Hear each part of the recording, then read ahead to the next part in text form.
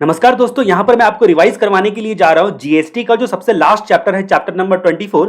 आपके study material के हिसाब से वो लास्ट चैप्टर जिसमें आपका कॉर्पोरेट डेटर्स और नेशनल एंटी प्रॉफिटरिंग अथॉरिटी का जो कंसेप्ट है वो काफी इंपॉर्टेंट है। और मिसलेनियस कुछ सेक्शंस को हम लोग यहां पर जानेंगे। ये चैप्टर जो है ना, बड़े आसान समझ के आप इसको इग्नोर कर देते हो, लेकिन इसमें कई मामले ऐसे हैं जो कि काफी कॉम्प्लेक्स हो सकते हैं, जिसलिए आपको ये चैप्टर को हल्का समझ के इग्नोर नहीं करना चाहिए। अभी हम लोग बात करते हैं, ये चैप्टर की शुरुआत होती है सेक्शन नंबर 144 से। सेक्शन नंबर 144, धारा 144, ये क्या बोलता है? जीएसटी का धारा 144 क्या बोलता है? प्रिजम्पशन। ये बोलता है कि कोई भी डॉक्यूमेंट्स वगैरह को, इंफॉर्मेशन वगैरह को, सिग्नेचर वगैरह को या फिर अटेस्टेशन वगैरह को तब तक ट्रू मानेंगे जब तक ये प्रूव ना कर दिया जाए कि वो ट्रू नहीं है। तो कोई भी डॉक्यूमेंट्स को ट्रू माना जाएगा जब तक ये ना प्रूव कर दिया जाए कि वो ट्रू नहीं है। डॉक्यूमेंट्स से आपको या तो प्रोड्यूस किया गया होगा जीएसटी या अदर लॉ में, या सीज किया गया होगा जीएसटी या अदर लॉ के द्वारा, या फिर आउटसाइड इंडिया से भी प्रोसीडिंग के दौरान रिसीव किया गया होगा। सारे डॉक्यूमेंट्स कवर करते हैं। सिग्नेचर के कार्य के बारे में भी बोला गया है कि पार्टिकुलर पर्सन का ये सिग्नेचर या अटेस्टेशन है जब तक ये प्रूव ना कर दिया जाए कि ये उसका नहीं है। उसके बाद भले ही एविडेंस एक्ट बोलता है कि आपका स्टाम्प रहना चाहिए, लेकिन यहां पर जीएसटी लॉ में इवन स्टाम्प नहीं भी रहेगा तभी भी इसको क्या बोला गया? प्रॉपर डॉक्यूमेंट बोला गया, और किसी भी प्रोसीडिंग के लिए ये एडमिसेबल होगा। अभी हमारे डीम डॉक्यूमेंट की बात करते हैं। कभी कभी बात आती है microfilm, fax, computer print out की, इलेक्ट्रॉनिक स्टोरेज की, जो अलग अलग मीडिया में, अलग अलग डिवाइस में स्टोरेज है, या ये सबको भी डीम डॉक्यूमेंट माना जाएगा और किसी भी प्रोसीडिंग में ये एडमिसेबल है। यानी कि आईटी एक्ट के तहत कोई भी डॉक्यूमेंट्स वगैरह सबको आप यहां पर वेरीफाई किया गया है। और जहां तक बात करते हैं, कोई भी सर्टिफिकेशन है उसको भी, कोई भी सर्टिफिकेट है ना, उसको भी सही माना जाएगा अगर उसमें साफ साफ मेंशन हो कि अपने नॉलेज एंड बिलीफ से ये सर्टिफिकेट इशू किया जा रहा है, तो उसको बतौर सबूत कंसीडर किया जाएगा। फिर हमारी कहानी आती है सेक्शन 151 के बारे में। 151 बोलता है पावर टू कलेक्ट स्टैटिस्टिक्स। कभी कभी क्या होता है ना, गवर्नमेंट को जो है ना कुछ एनालिसिस करने के लिए, जैसे आप इनकम टैक्स की साइट पे, जीएसटी की साइट पे देख सकते हो, इनकम टैक्स की साइट पे आप देख सकते हो कि इस साल कितने लोगों ने रिटर्न फाइल किया है वगैरह वगैरह, सारी जानकारी 6 करोड़ लोगों के आसपास ये सब लिखा रहता है। इसका मतलब उनके पास स्टैटिस्टिक्स होता है। इसी तरह हर चीज का स्टैटिस्टिक्स होता है। तो यहां पर बोला गया, कमिश्नर को एक्ट ने पावर दिया है कि स्टैटिस्टिक्स कलेक्ट खुद कर सकती है या किसी भी पर्सन को ऑथराइज कर सकती है। स्टैटिस्टिक्स क्यों कलेक्ट करेगी? किसी भी मैटर पर कलेक्ट कर सकती है, खुद कर सकती है, या ऑथराइज पर्सन के द्वारा करवा सकती है, प्रॉपर एडमिनिस्ट्रेशन करने के लिए।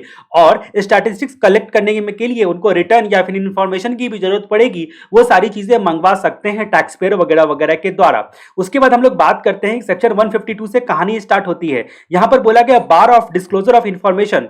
ठीक है, अभी यहां पर जो है ना, एक वर्ड यहां पर यूज किया गया है ना कि आप इंफॉर्मेशन को, जो भी स्टैटिस्टिक्स वगैरह कलेक्ट करने के लिए जो भी इंफॉर्मेशन लाए हो ना, उसको आप पब्लिश नहीं कर सकते हो या किसी भी प्रोसीडिंग में इस्तेमाल नहीं कर सकते हो। अगर आपको पब्लिश करने का मन है किसी भी रिटर्न का या फिर प्रोड्यूस किया हुआ इंफॉर्मेशन को, तो प्रायर कंसेंट लेना पड़ेगा कंसर्न पर्सन या उसके ऑथराइज्ड ऑफिसर, ऑथराइज्ड एजेंट का। ठीक है, कंसर्न पर्सन या उसके ऑथराइज्ड एजेंट का आपको प्रायर कंसेंट लेना पड़ेगा। यहां पर देखो, पहले तो बोल दिया कि बार है, ठीक है, रुकावट डाल दिया। उसके बाद लेकिन अगले सेक्शन में आपको तुरंत देखने को मिलेगा कि कमिश्नर चाहे तो पब्लिक इंटरेस्ट में डिस्क्लोज भी कर सकती है, लेकिन वहां पर प्रोसीडिंग की जगह पर इस्तेमाल किया गया है वर्ड प्रोसिक्यूशन। तो प्रोसिक्यूशन के लिए इस्तेमाल कर सकते हैं जो आपसे रिटर्न, जो स्टैटिस्टिक्स कलेक्ट करने के लिए जानकारी लेते हैं। सरकार कितनी चालाक है, एक तरफ तो बोलती है कि तुम्हारे पूछे बिना हम थोड़ी ना इसको डिस्क्लोज करने वाले, और दूसरी तरफ कमिश्नर को पावर भी दे देती थी कि बेटा तुम चाहो तो डिस्क्लोज भी कर सकते हो। यानी कि यहां पर बात करते हैं कि कॉन्फिडेंशियलिटी। अब ये जो कॉन्फिडेंशियलिटी मेंटेन करने के लिए बोला गया, जो बंदा लोग, कुछ बंदे लोग होते हैं ना जो कि ऑथराइज्ड पर्सन है, ऑथराइज्ड पर्सन, उनको ऑथराइज दिया गया है कि तुम इंफॉर्मेशन कलेक्ट कर सकते हो, तुम कंपाइल करोगे और तुम कंप्यूटराइज करोगे इसको। अब जब इसको देखने ही नहीं दोगे तो वो कंप्यूटराइज किधर से करेगा, वो कंपाइल किधर से करेगा? तो जो लोग देखने को जिसको मिलेगा ना, वो लोग कंपाइल वगैरह कर सके, इसकी वजह से यहां पर कॉन्फिडेंशियलिटी करके ये पॉइंट आता है। उसके बाद यहां पर बात करते हैं कि एक्सेप्शन में यहां पर बता दिया गया, पब्लिक इंटरेस्ट में कमिश्नर चाहे तो उस सिचुएशन में वो इस कॉन्फिडेंशियलिटी वाला जो आपका जो है ना बार है ना, उसको तोड़ सकता है। ये जो नियम है ना, उसको तोड़ सकता है। सेक्शन 152 के लास्ट में करके लिख दिया। तो पहले आपको अच्छे खुश करने के लिए बोल दिया कि बेटा हम किसी को दिखाएंगे नहीं। उसके अलावा अगला सेक्शन भी यही बात बोलता है आपका, डिस्क्लोजर बाय पब्लिक सर्वेंट। ये जो पब्लिक सर्वेंट होते हैं वो आपका डिस्क्लोजर नहीं करेंगे किसी स्टेटमेंट, रिटर्न, अकाउंट्स, डॉक्यूमेंट्स, या फिर आपका जो प्रोड्यूस किया हुआ एविडेंस है, इन सबको रिकॉर्ड करेंगे, उसके पार्टिकुलर को कॉन्फिडेंशियल रखेंगे। लेकिन यहां पर पब्लिक सर्वेंट वर्ड यूज किया गया है, तो आपके दिमाग में आ रहा होगा पब्लिक सर्वेंट क्या होता है। इंडियन पैनल कोड के हिसाब से जो गवर्नमेंट ऑफिसर्स होते हैं उनको उनको पब्लिक सर्वेंट बोला गया है। जीएसटी लॉ ने भी बोला है कि हमारे ऑफिसर्स भी आईपीसी के तहत वो पब्लिक सर्वेंट ही कहलाएंगे। तो यहां पर बोला गया है कि जो पब्लिक सर्वेंट होते हैं वो सारे इंफॉर्मेशन डॉक्यूमेंट्स जो भी होगा, जो भी पार्टिकुलर उनके पास होगा, उसको कॉन्फिडेंशियल रखेंगे। लेकिन एक्सेप्ट यहां पर प्रोसीडिंग, मैंने बोला था आपको, यहां पर प्रोसिक्यूशन में पब्लिक सर्वेंट को बोल दिया गया कि प्रोसीडिंग के दौरान, प्रोसिक्यूशन के दौरान आप उसको यूज कर सकते हो। एक्ट का ऑब्जेक्ट पूरा करने के लिए, नोटिस सर्व करने के लिए, डिमांड रिकवरी के लिए आप इसको यूज कर सकते हो। उसके अलावा भी बोला गया कि ये कॉन्फिडेंशियलिटी को जो पब्लिक सर्वेंट है वो ब्रेक कर सकती है। कब कब ब्रेक कर सकती है? कोर्ट के सामने में। यहां पर कोर्ट को स्पेशली क्यों यूज किया गया? क्योंकि आगे आपको एक सेक्शन देखने को मिलेगा कि जीएसटी लॉ भले ही सिविल लॉ होता है, उसके बावजूद भी कोर्ट इसमें इंटरफेयर नहीं करता है जीएसटी के मामलों में। तो यहां पर बोला गया कि अगर गवर्नमेंट एक पार्टी है तब तो कोर्ट को इंटरफेयर करना पड़ेगा। दूसरी बात कि हाईकोर्ट और सुप्रीम कोर्ट तो कर सकता है क्योंकि ये कॉन्स्टिट्यूशनल पावर है। हाईकोर्ट एंड सुप्रीम कोर्ट चाहे तो इंटरफेयर कर सकता है मामलों में। उसके बाद बोला गया कि ऑडिट की जब बात आती है ना, जो भी टैक्स पेयर के ऑडिट की बात आती है, उसके रिफंड की ऑडिट की बात आती है, या फिर जीएसटी लॉ में ऑडिट टैक्स रिसीट पेमेंट की बात आती है ना, तो यहां पर भी कॉन्फिडेंशियलिटी को ब्रीच किया जा सकता है। जीएसटी ऑफिसर ने कुछ गलत काम किया है, उसके खिलाफ इंक्वायरी करने के लिए ये इंफॉर्मेशन का इस्तेमाल किया जा सकता है। यहां तक कि अगर प्रोफेशनल मिसकंडक्ट भी हुआ है, प्रोफेशनल एथिक्स वगैरह का वायलेशन हुआ है, प्रैक्टिसिंग सीए, सीएस, सीएमए या फिर लॉयर वगैरह का, तो उसका भी इंक्वायरी करने के लिए इंफॉर्मेशन वगैरह को यूज किया जा सकता है डिपार्टमेंट के द्वारा। उसके बाद यहां पर बात करते हैं कि अगर पावर दिया गया है एक्ट, रूल या रेगुलेशंस में, तो भी ये कॉन्फिडेंशियलिटी को, इंफॉर्मेशन को यूज किया जा सकता है। फिर ऑटोमेटेड सिस्टम में अगर डाटा एंट्री करना चाहेगा तो कोई तो देखना ही पड़ेगा। कमिश्नर उसको पावर देता है कि डाटा एंट्री करने के लिए आप देख सकते हो, ये बोलकर वो भी आपका पब्लिक सर्वेंट का जो यहां पर डिस्क्लोज करने के लिए, कॉन्फिडेंशियल रखने के लिए बोला कि ना, उसका एक्सेप्शन ये हम लोग पढ़ रहे हैं फिर बोलकर, ठीक है। फिर यहां पर अदर लॉ में जरूरी होता है तो भी दिखाया जाएगा, और पब्लिक इंटरेस्ट में अगर कमिश्नर चाहे तो लास्ट में ये पावर दे दिया गया कि अदर कारणों से भी ये जो पब्लिक सर्वेंट का जो कॉन्फिडेंशियल रखने का जो जिम्मेदारी है उसको तोड़ने के लिए अलाउ कर सकता है कमिश्नर। अभी हमारा सेक्शन 159 करके आता है। 159 क्या बोलता है? Publication of information. वापस से बोलता है कि कमिश्नर को सही लगा तो कुछ जानकारियां तो भाई साहब पब्लिश कर सकता है। जैसे कि आप जो एमसीए के साइट पर जाकर जो है ना कंपनी डाटा को निकालते हो, ठीक है, उसका सीआईएन नंबर वगैरह आपको पता रहता है, तो इसका मतलब कुछ तो डिस्क्लोज करते हैं वो लोग। इसका मतलब यहां पर भी बोला गया कि किसी भी कंपनी वगैरह का जो भी आपका पार्टिकुलर पर्सन है, उसका नाम, उसका जो कुछ पार्टिकुलर्स होता है जो कि आपका प्रोसीडिंग वगैरह में काम आ सकता है, या प्रोसिक्यूशन के दौरान या पब्लिक को अवेयरनेस के लिए, तो उनका नाम वगैरह डिस्क्लोज कर सकते हैं। फिर जहां तक बात करते हैं कंपनी, फर्म, एलएलपी वगैरह जो होता है, उनके जो मैनेजर, सेक्रेटरी, डायरेक्टर या फिर other member, manager, secretary, director या अदर मेंबर वगैरह को भी डिस्क्लोज कर सकते हैं, ठीक है। इनका भी नाम वगैरह, उनके अदर पार्टिकुलर्स वगैरह को बता सकते हैं, क्योंकि आपको पता है जैसे कि जो रिलायंस कंपनी के लिए जो मुकेश अंबानी का नाम वगैरह सब वो डिस्क्लोज कर सकते हैं करके। उसके बाद यहां पर बोला गया कि अगर पेनाल्टी प्रोसीडिंग, लेकिन हाँ, ये डिस्क्लोजर के बारे में क्या बोला कि इनका नाम तब तक आप डिस्क्लोज नहीं करोगे जब तक एपीलेट अथॉरिटी का जो सेक्शन 107 आपको देखने को मिलेगा, जिसमें एपीलेट अथॉरिटी के अगेंस्ट में अपील किया जाता है। तो अपील का टाइम लिमिट क्या होता है? 3 महीनों का। जिस मामले में आप अपील करना चाहते हो उसके 3 महीनों के अंदर में, उस नोटिस के 3 महीनों के अंदर में प्लस 1 महीने का एक्सटेंडेड पीरियड है, इतने दिनों के अंदर में अपील किया जा सकता है।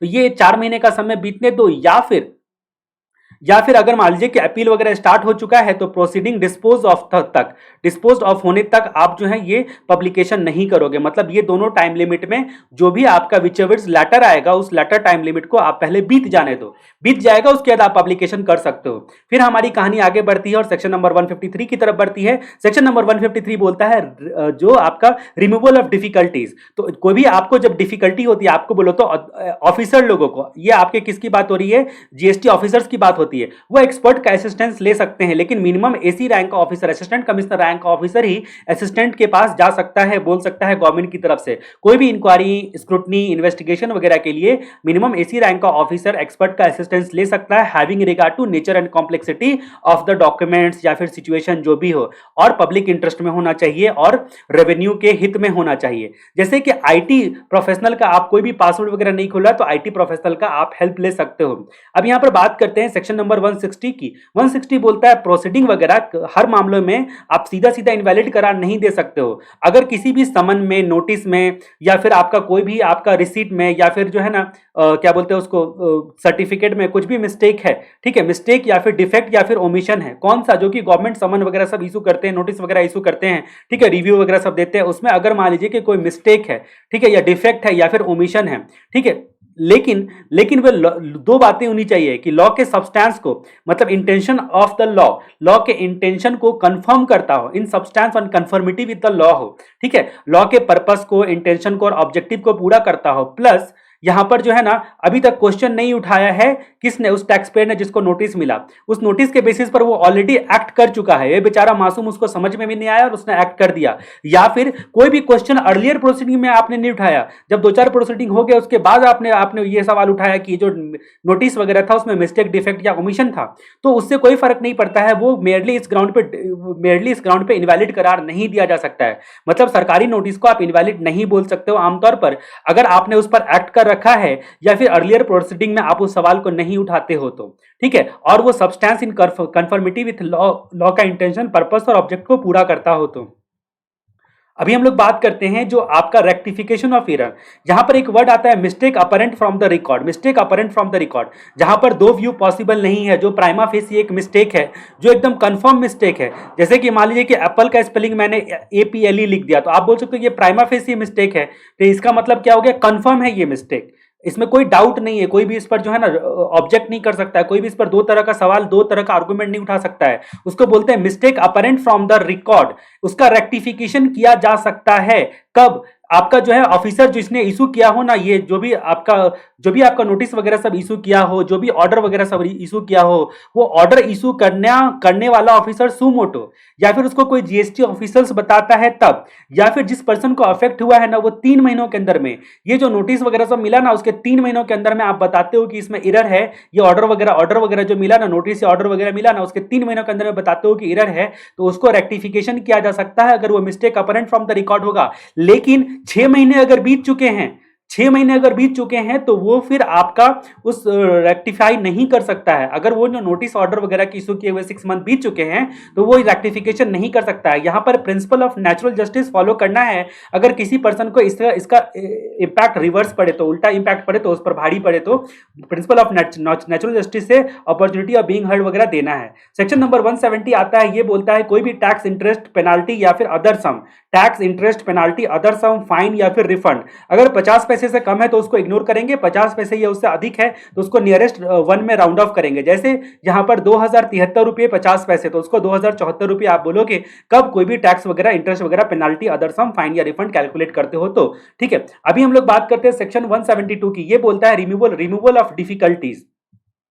तो एक जगह पर रिमूवल ऑफ डिफिकल्टीज में हम लोगों ने क्या देखा था, साफ साफ हम लोगों ने देखा था कि एक्सपर्ट का असिस्टेंस आप ले सकते हो, अगर आपको जरूरत पड़े तो मिनिमम AC रैंक का ऑफिसर्स ले सकता है। और एक जगह जो है ना, यहां पर भी आपको डिफिकल्टी रिमूव करने के लिए सेंट्रल गवर्नमेंट जो काउंसिल के रिकमेंडेशन से, जनरल या स्पेशल ऑर्डर से, यहां पर 5 सालों के अंदर में कोई भी जो है ना डिफिकल्टी को रिमूव करने के लिए रूल्स बना सकती है, ठीक है। डिफिकल्टी को रिमूव करने के लिए लॉ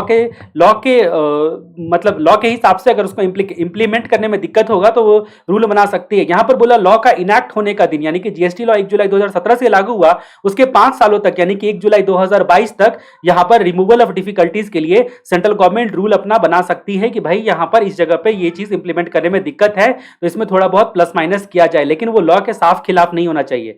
अगला जो सेक्शन नंबर 164 है, ये डेलीगेशन पावर देता है। यहां पर सेंट्रल गवर्नमेंट क्या कर सकती है, काउंसिल के रिकमेंडेशन से रूल बना सकती है, ये पावर दिया गया है कि रूल बना सकती है किसी भी मैटर पर।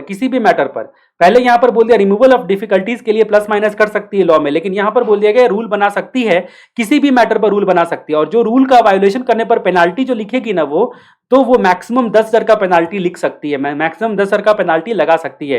यानी कि रूल में सेंट्रल गवर्नमेंट काउंसिल के रिकमेंडेशन से मैक्सिमम 10,000 का पेनाल्टी तक बोल सकती है, ठीक है। अब यहां पर सेक्शन 165 बोलता है रेगुलेशन बाय बोर्ड, जो central board of indirect tax and custom है, ये रेगुलेशंस बनाती है। आपको पता है रूल सेंट्रल गवर्नमेंट बनाती है और रेगुलेशन जो है वो कौन बनाता है, बोर्ड बनाता है। तो ये जो रेगुलेशंस है वो कौन बनाएगा, ये रेगुलेशन आपका क्या बोलते हैं, रूल और एक्ट के अगेंस्ट में नहीं होना चाहिए, उसके कंसिस्टेंट होना चाहिए, inconsistent with the law and rules, ठीक है, ये होना चाहिए। तो रेगुलेशंस बना सकता है, ये कौन बना सकता है, बोर्ड बना सकता है। अब ये जो रेगुलेशंस बनाता है बोर्ड, और या फिर ये रूल सेंट्रल गवर्नमेंट जो बनाती है, वो ईच हाउस ऑफ पार्लियामेंट के सामने में रखा जाएगा, ठीक है, ईच हाउस ऑफ पार्लियामेंट के सामने में रखा जाएगा टोटल पीरियड 30 डेज के लिए। जो ईच हाउस ऑफ पार्लियामेंट के सामने में टोटल पीरियड ऑफ 30 डेज के लिए रखा जाएगा, चाहे पार्लियामेंट का 1 और मोर इमीडिएट नेक्स्ट सेशन में हो, ठीक है, इमीडिएट नेक्स्ट सेशन में हो, लेकिन 30 दिनों के लिए रखा जाएगा, जिसमें पार्लियामेंट इस रूल रेगुलेशन पर विचार विमर्श करेगी, उसको मॉडिफाई या एनल कर सकती है। ठीक है, जिस दिन मॉडिफाई या एनल किया उसके सब्सिक्वेंट डेट में एज सच यानी कि मॉडिफाइड या मॉडिफाइड मैनर में एप्लीकेबल हो जाएगा। लेकिन यहां पर जो प्रायर एक्ट किया गया है, ये जो जिस दिन इन्होंने मॉडिफाई या एनल किया ना, उससे पहले ऑफिसर लोग एक्शन ले चुके हैं, उस पर कोई इफेक्ट नहीं डालेगा। ठीक है, प्रायर एक्ट डन पर कोई भी इफेक्ट नहीं डालेगा, लेकिन सब्सिक्वेंट पर वो एज सच एप्लीकेबल होगा, जैसा कि मॉडिफाई या एनल किया हो। किसने? तो पार्लियामेंट ने। अभी यहां पर सेक्शन 167 आता है।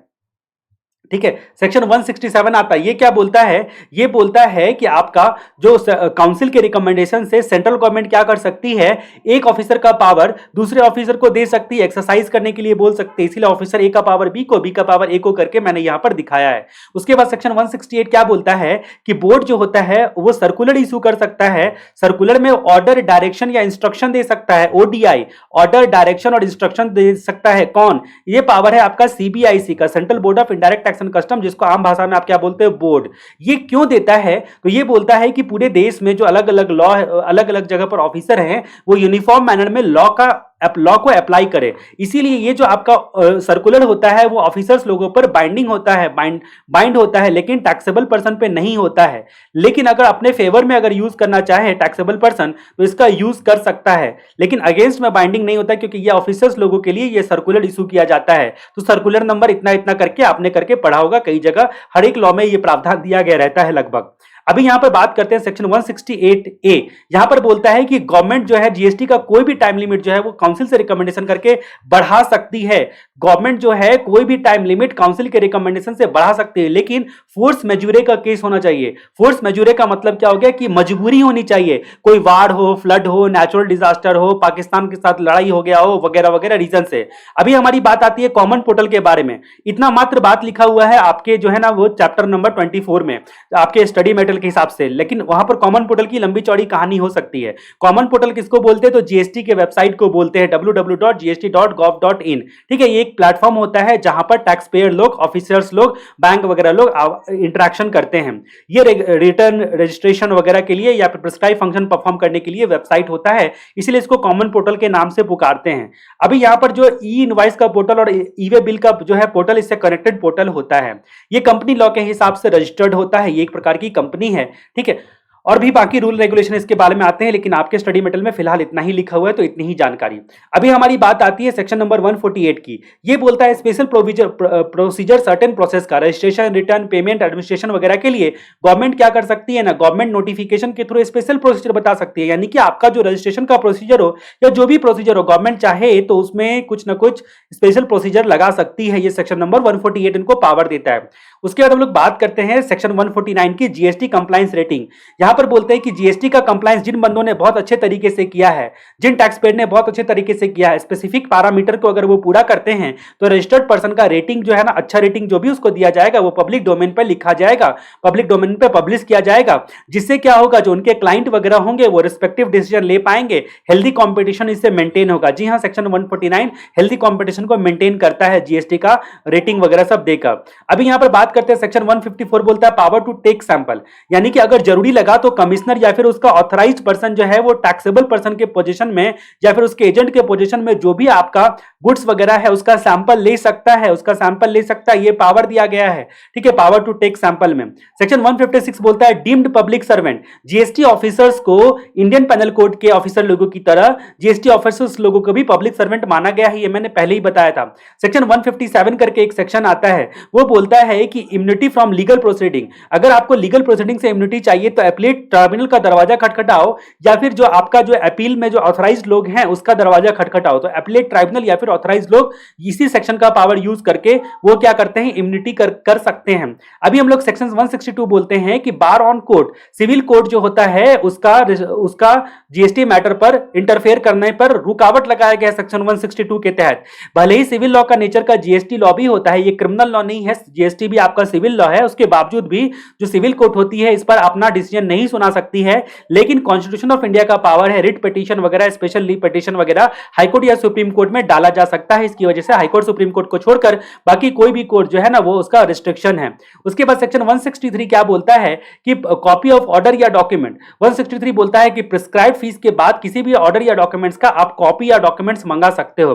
सेक्शन 169 बोलता है mode of service of decision, order, summon वगैरह सब आपको किस तरीके से मिलेगा, या तो फिजिकल डिलीवरी की जाएगी या फिर रजिस्टर्ड पोस्ट या स्पीड पोस्ट या फिर कोरियर के थ्रू मिलेगा, प्रिस्क्राइब्ड कोरियर के थ्रू केवल जो कि बोर्ड प्रिस्क्राइब करती है, या फिर इलेक्ट्रॉनिक मोड में जैसे कि ईमेल वगैरह में मिलेगा, या फिर कॉमन पोर्टल पर दे दिया जाएगा, या फिर पब्लिकेशन किया जाएगा मीडिया वगैरह में, या फिर अफिक्स किया जाएगा प्लेस ऑफ बिजनेस या रेजिडेंस पर, या फिर आपके ऑफिसर जो है जिन्होंने इशू किया उनके प्लेस ऑफ उनके ऑफिस पर, उनके प्लेस पर। ये फिजिकल डिलीवरी की जब हम लोग बात करते हैं तो फिजिकल डिलीवरी में बहुत सारी बात आती है। सबसे पहले गिव या टेंडर करना, डायरेक्टली आपके हाथ में दे दिया, टैक्स पेयर के हाथ में दे दिया कि तुम्हारे खिलाफ नोटिस इशू हुआ है, या फिर आपका जो है ना आपका कोई भी अगर मान लीजिए कि मैसेंजर वगैरह सब है या एजेंट वगैरह है उसको दे दिया गया, या फिर कोरियर वगैरह के थ्रू, या फिर आपका जो भी मैनेजर है कंपनी का एमडी वगैरह को दिया जाता है, उसके एडवोकेट को दिया जाता है, या फिर कोई भी उसका जो है ना ऑथराइज्ड पर्सन है अदरवाइज को दिया जाता है, या फिर जो रेगुलर इंप्लॉई है जो कि इस काम को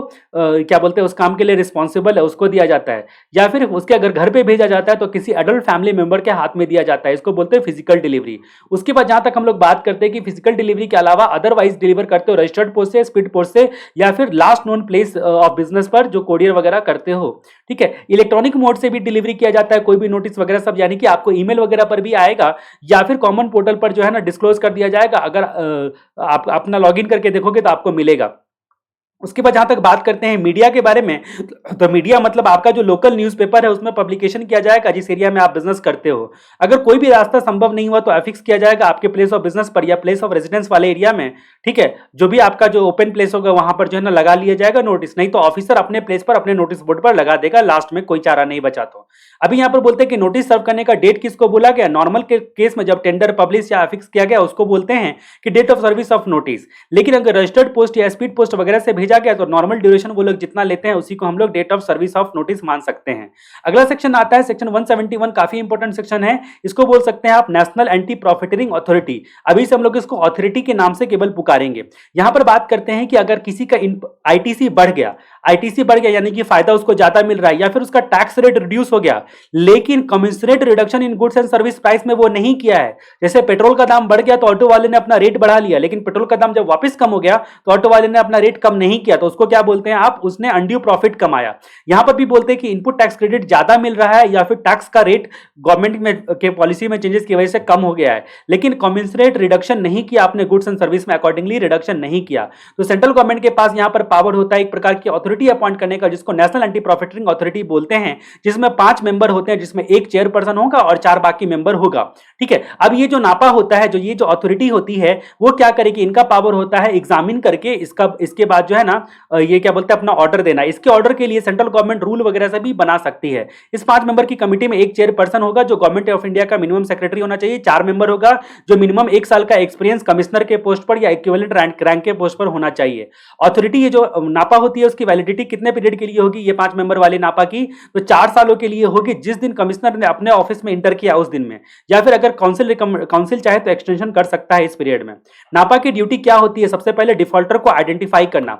डिफॉल्टर को आइडेंटिफाई करने के लिए नापा एक प्रोसेस लगाती है जो प्रोसेस हमको पढ़ना है। ठीक है, उसके बाद ऑर्डर दे सकती है। नापा जब ने डिफॉल्टर को ढूंढ लिया, डिफॉल्टर का मतलब क्या, जिसने अनड्यू प्रॉफिट कमाया है, ढूंढ लिया तो उसका प्राइस रिड्यूस करने के लिए ऑर्डर दे सकता है गुड्स एंड सर्विसेज का, और जो भी पैसा अनड्यू प्रॉफिट कमाया अब तक उसको बायर को, अगर बायर का पता नहीं चल रहा है तो कंज्यूमर वेलफेयर फंड में इंटरेस्ट 18% पर एनम के साथ रिफंड करने के लिए बोल सकता है कि या तो बायर को रिफंड करो या कंज्यूमर वेलफेयर फंड में जमा करो, वो भी 18% इंटरेस्ट पर एनम, वो भी उस डेट से जिस दिन से तुमने फायदा कमाया था और जिस दिन जमा कर रहे हो उस दिन तक के डेट लेकर आप इंटरेस्ट का कैलकुलेशन करो, इंटरेस्ट के साथ जमा करो। साथ में पेनाल्टी लगा सकती है गवर्नमेंट। पेनाल्टी जो है ये पेनाल्टी के बारे में यहां पर बताया गया कि 10% पेनाल्टी लगा सकती है, जितना अनड्यू प्रॉफिट कमाया उसका 10% पेनाल्टी। लेकिन अगर ऑर्डर देने के 30 डेज के अंदर में अगर आप पूरा पेमेंट कर देते हो तो इस समय में पेनाल्टी को आपका वेवर हो सकता है, 30 दिनों के अंदर में पे कर दो और पेनाल्टी अपना बचा बचा लो। ठीक है, अब यहाँ पर बात करते हैं कि जो नापा की ड्यूटी क्या होती है, वो क्वार्टरली स्टेटमेंट देगा काउंसिल को, जीएसटी काउंसिल को, वो एक रिटर्न की तरह जमा करता है क्वार्टर इंड के जो अगले मंथ आएगा, नेक्स्ट मंथ के 10th तक, अगले महीने के 10 तारीख तक क्या करेगा, वो जमा करेगा हर क्वार्टर में एक रिपोर्ट जो कि काउंसिल को देगा। कौन देगा? नापा देगा। अभी नापा का जो प्रोसेस होता है डिफॉल्टर को आइडेंटिफाई करने का, वो बड़ा लंबा चौड़ा प्रोसेस है। उसकी कहानी को मैं शॉर्ट में आपको बताने की कोशिश करता हूं। सबसे पहले क्या होगा ना कि जिसको भी जो ये अनड्यू प्रॉफिट कमाया है उसकी शिकायत कहीं ना कहीं से मिलेगी। जो इसका आईटी से रिड्यूस होने के बाद, टैक्स कटने के बाद भी ज्यादा पैसा कलेक्ट कर रहा है, उसकी शिकायत मिलेगी या इंफॉर्मेशन मिलेगा या कुछ तो जानकारी मिलेगी कहीं ना कहीं से। ठीक है, तो नापा का जो इंटरेस्टेड पर्सन होगा या कमिश्नर होगा या फिर ऑफिसर्स होगा, ठीक है, उन लोगों के थ्रू जानकारी मिलेगी। जानकारी मिलने के बाद जिस स्टेट का ये मामला है, स्टेट लेवल स्क्रीनिंग कमेटी को दिया जाएगा। स्क्रीनिंग कमेटी को बोला जाएगा कि तुम इसके बारे में पूरा इंफॉर्मेशन इकट्ठा करो, पता लगाओ। यानी कि लोकल आपका जो स्क्रीनिंग कमेटी होगी ना, वो स्टेट लेवल पर पहले अपना इंक्वायरी करेगी, एग्जामिन करेगी, और 2 महीने के 3 महीने प्लस 1 मंथ एक्सटेंशन दे सकता है 1 मंथ का, इसको 3 महीने के अंदर में स्टैंडिंग कमेटी को बताएगी। स्टैंडिंग कमेटी को बताएगी, स्टैंडिंग कमेटी जो है ना, इसको रिकमेंडेशन भी देगी, रिपोर्ट भी देगी और बताएगी। अब स्टैंडिंग कमेटी का रोल चालू होता है। स्टैंडिंग कमेटी क्या करेगी, वो इंटरेस्टेड पर्सन या कमिश्नर या अदर ऑफिसर का, जिनको सबसे पहले एप्लीकेशन मान लीजिए इन्हीं को मिला था, इन्होंने स्टेट लेवल वाले को बोल दिया स्क्रीनिंग तुम करो। ठीक है, अब इन्होंने क्या किया, 3 महीने प्लस 1 महीने के अंदर में वो अपना इंफॉर्मेशन वगैरह कलेक्ट करके डीजी ऑफ एंटी प्रॉफिटरिंग को देंगे, डायरेक्टर जनरल को।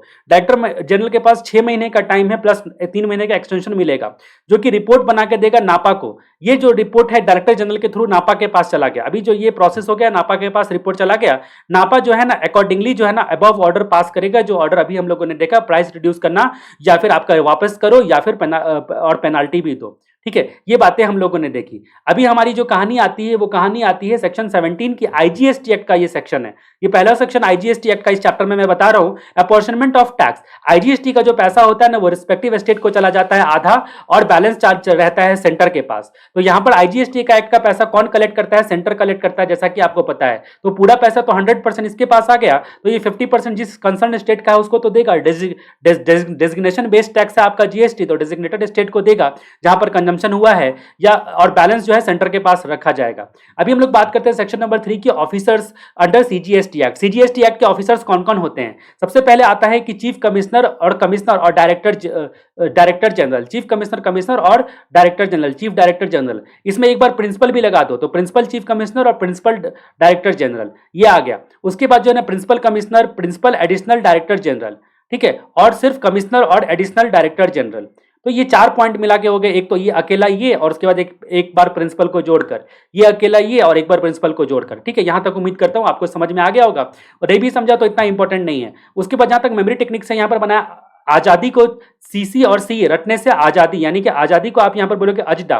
ठीक है, मान लो कोई भाषा में अजडा बोला जाता है, तो एक फॉर एडिशनल कमिश्नर और director, J for joint commissioner director, joint director, और उसके बाद डिप्टी कमिश्नर डिप्टी डायरेक्टर, और असिस्टेंट कमिश्नर असिस्टेंट डायरेक्टर।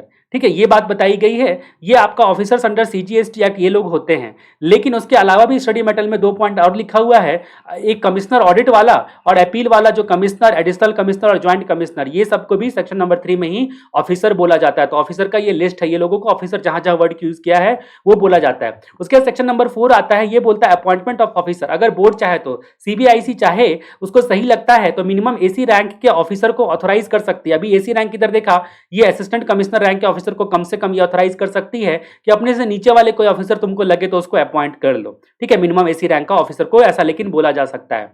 ठीक है, उससे नीचे वाले को ये पावर बोर्ड नहीं दे सकती है। सेक्शन 5 यहां पर बोलता है पावर ऑफ ऑफिसर्स। तो यानी कि अगर मान लो सीबीआई जो बोर्ड होती है ना, कोई स्पेशल काम करवाना चाहती है, ठीक है, तो ये क्या कर सकती है, बोर्ड के पास पावर होता है कि कंडीशन एंड लिमिटेशंस लगाकर, कंडीशन एंड लिमिटेशन को शॉर्ट में यहां पर सीएल एंड लिखा है मैंने, कंडीशन एंड लिमिटेशन लगाकर कोई भी टास्क डिस्चार्ज करने के लिए बोल सकती है। ये जो आपका ऑफिसर्स होता है ना, उसके पास एक पावर होता है कि अपने सब ऑर्डिनेट्स का भी काम आप कर सकता है। यानी कि जैसे आप फाइनल वाले हो तो आप आईपीसीसी वाले को भी जो है ना वो क्या कर सकते हो कि डांट सकते हो। तो सबऑर्डिनेट्स का भी काम कर सकता है, और सबऑर्डिनेट्स को काम करने के लिए भी बोल सकता है, डेलीगेट करने के लिए भी बोल सकता है। यानी कि आपका सुपीरियर ऑफिसर आपका काम भी कर सकता है और आपको काम अपना डेलीगेट भी कर सकता है। ठीक है, लेकिन अपीलेट ट्राइब्यूनल या अपील का कोई भी ऑफिसर अपना पावर को डेलीगेट नहीं कर सकता है। ये बात सेक्शन नंबर 5 में बताई गई है। उसके बाद सेक्शन नंबर 6 आता है। सेक्शन नंबर 6 यहां पर क्या बोलता है कि गवर्नमेंट कमिश्नर के काउंसिल के रिकमेंडेशन से सीजीएसटी का या एसजीएसटी के किसी ऑफिसर को प्रॉपर ऑफिसर बोल सकती है।